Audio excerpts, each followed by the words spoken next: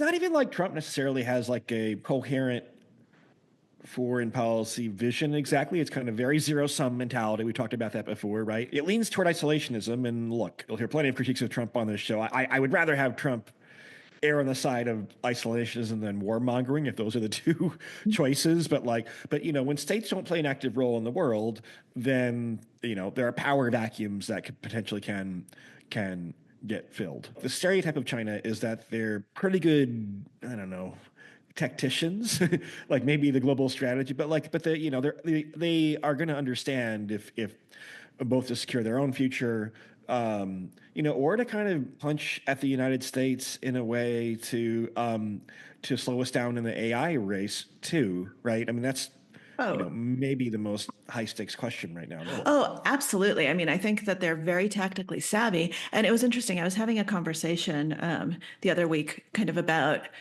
some of the downstream effects of the Trump policies. And right now, we're seeing absolute chaos, with the NIH and the science funding. A lot of institutions, including places like UPenn, are rescinding offers to grad students in the sciences because they're like, oh, we can't afford you anymore. It's really bad, right? And if you think about what that means for the future of kind of science, technology, scientific development, in the US, there's a potential for brain drain. And people are like, well, where are people going to go? Who's funding it? Like, well, this is pretty funny because I think this is a great strategic opportunity for China to be like me, right? We'll fund it.